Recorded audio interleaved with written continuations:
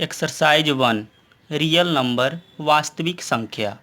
इस एक्सरसाइज में कुछ प्रमेयिका, लेमा और एल्गोरिथम के बारे में जिक्र किया गया है। तो इस एक्सरसाइज को शुरू करने से पहले हम ये समझते हैं कि प्रमेयिका, लेमा तथा एल्गोरिथम क्या होता है। सबसे पहले प्रमेयिका, लेमा। यह एक सिद्ध किया हुआ कथन होता है जिसे किसी अन्य कथन को सिद्ध करने में प्रयोग किया जाता है। कहने का मतलब हुआ कि यह एक सिद्ध किया हुआ कथन होता है, इसको सिद्ध करने की आवश्यकता नहीं होती है, जिसका प्रयोग हम किसी अन्य कथन को सिद्ध करने में करते हैं। दूसरा हुआ एल्गोरिथम। एल्गोरिथम यह एक सुपरिभाषित चरणों की श्रृंखला होती है जिसे किसी विशेष प्रकार की समस्या को हल करने की एक विधि प्रदान करती है। कहने का मतलब ये हुआ कि यह कोई स्टेटमेंट नहीं हुआ, यह एक सुपरिभाषित यानी वेल डिफाइंड स्टेप्स का श्रृंखला हुआ जो किसी विशेष प्रकार की समस्या को हल करने में प्रयोग किया जाता है।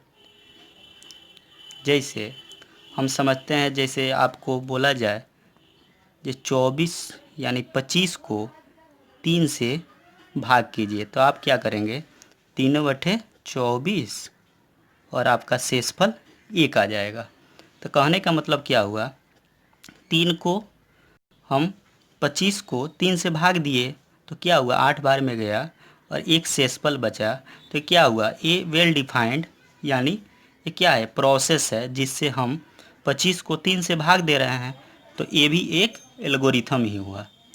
ठीक है, अब हम प्रमेयिका और एल्गोरिथम को समझ गए। अब हमारा टॉपिक में ये समझना है, दिया गया है जो यूक्लिड डिवीजन लेमा और Euclid division algorithm. Euclid division lemma और यूक्लिड डिवीजन एल्गोरिथम को पढ़ने से पहले हम कुछ बातों को समझते हैं।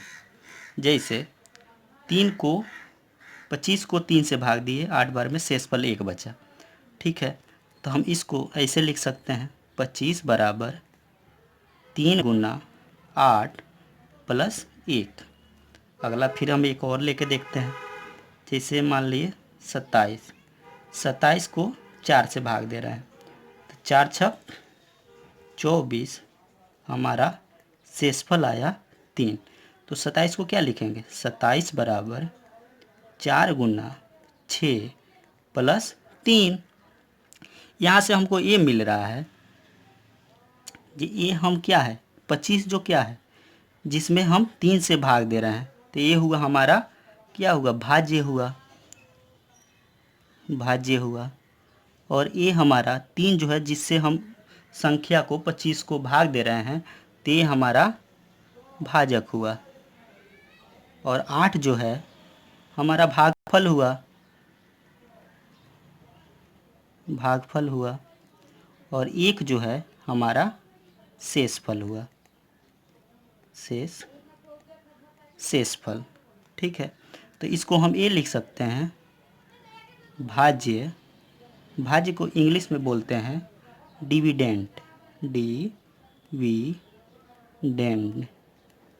भाज्य बराबर भाजक, भाजक यानी इंग्लिश में इसको बोलते हैं डिवाइजर, डिवाइजर, गुना भागफल, भागफल। इंग्लिश में इसको बोलते हैं क्वोशेंट, QUOTIENT, क्वोशेंट। अब प्लस शेषफल, शेषफल यानी रिमाइंडर, रिमाइंडर। ठीक है, इस बात को हम बहुत पहले से जानते हैं, लेकिन यूक्लिड एक पहले मैथमेटिशियन थे जिन्होंने इस बात को एक स्टेटमेंट में लिखकर दुनिया के सामने रखा। जैसे हम आपको बोलें कि क्या कीजिए, आप ए को बी से भाग दीजिए, तो मान लीजिए ए को बी से भाग दिए, तो आपका मान लेते हैं ये भागफल Q हो गया, रिमाइंडर आपका R हो गया।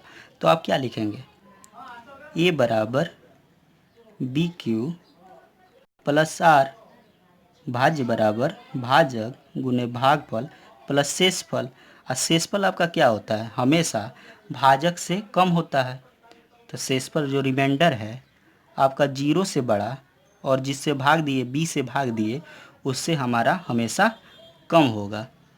तो ठीक है, इसी स्टेटमेंट को यूक्लिड ने सबसे पहले दिया, तो इसलिए इस बात को हम पहले से जानते थे।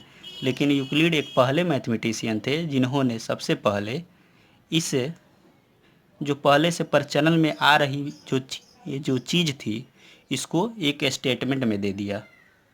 तो जिसका नाम हम यूक्लिड विभाजन प्रमेय का यानी यूक्लिड डिवीजन लेमा के नाम से जानते हैं।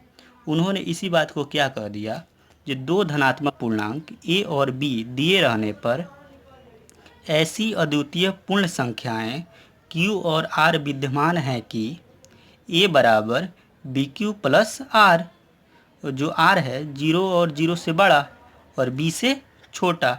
जो हम पीछे जो डिवीज़न का जो नॉर्मल प्रोसेस होता है, नॉर्मल जो बात होता है वही बात उन्होंने कहा। लेकिन उन्होंने वो पहले थे जिन्होंने इसको स्टेटमेंट के रूप में दिया, इसलिए इसका नाम यूक्लिड डिवीजन प्रमेय का यानी लेमा इनके नाम पे रख दिया गया। इंग्लिश में इसको बोल देंगे, given positive integers a and b there exist unique integers q and r satisfying a बराबर BQ प्लस R जो आपको होगा 0 और 0 से बड़ा और b से छोटा। तो इस सबसे पहले बात है, जो इसको लेमा क्यों कहेंगे, तो ये स्टेटमेंट है, इसको प्रूव करने की कोई आवश्यकता नहीं है। तो ये हमारा डिफिनीसन के हिसाब से जो यूक्लिड डिवीजन जो प्रमेयिका का जो डिफिनीसन था, जो यह एक सिद्ध किया हुआ कथन होता है जिसे किसी अन्य कथन को सिद्ध करने में प्रयोग किया जाता है। इसलिए यूक्लिड डिवीजन जो ये स्टेटमेंट है इसको लेमा बोलेंगे, प्रमेयिका बोलेंगे, क्योंकि एक स्टेटमेंट है, इसको सिद्ध करने की कोई आवश्यकता नहीं है। अब हम यूक्लिड विभाजन एल्गोरिथम को देखते हैं। अब ये क्या है, एल्गोरिथम है। एल्गोरिथम है तो किसी खास प्रकार के समस्या को, प्रॉब्लम को, क्वेश्चन को बनाने का एक विधि होगा।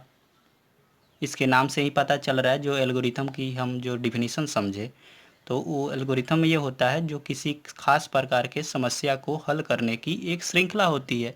वैसे ही ये जब इसका नाम यूक्लिड डिवीजन एल्गोरिथम है, इसलिए यह एल्गोरिथम है तो किसी खास प्रकार के समस्या को हल करने की एक विधि होगी।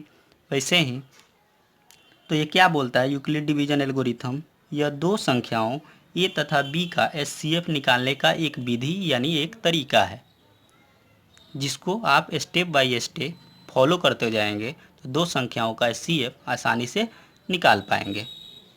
पहले चरण में, पहले स्टेप में आपको उन दो संख्याओं में ये समझना होगा कि a और b में बड़ा कौन है और कौन छोटा है। जो बड़ा होगा वो क्या करेंगे, जो बड़ा होगा उसको ऐसे लिख देंगे जो a बड़ा है b से। दूसरे स्टेप में a और b के लिए यूक्लिड विभाजन प्रमेयिका लेमा का प्रयोग करेंगे, जैसे a बराबर BQ प्लस R। अगर यहीं पे r बराबर हमारा दो केस यहाँ पे बढ़ जाता है, यहीं पे अगर r बराबर हमारा 0 प्राप्त हो जाता है तो ये इससे आगे हम नहीं बढ़ेंगे। मेरा क्वेश्चन यहीं पे सॉल्व हो गया। दो संख्याओं a और b का HCF हम निकाल लिए। यहीं पे हमारा क्या हो जाएगा, a और b का HCF हमारा b हो जाएगा। दूसरे केस में अगर r बराबर 0 यहाँ पे नहीं होता है तो यूक्लिड विभाजन प्रमेयिका का प्रयोग b तथा r के लिए फर्दर आगे करेंगे। ठीक है, और यह प्रक्रिया तब तक जारी रखेंगे जब तक कि शेषफल 0 न प्राप्त हो जाए। जब हमारा 0 प्राप्त हो जाएगा तो उस स्थिति में जो हमारा जो भाजक प्राप्त होगा वही हमारा a और b का HCF होगा।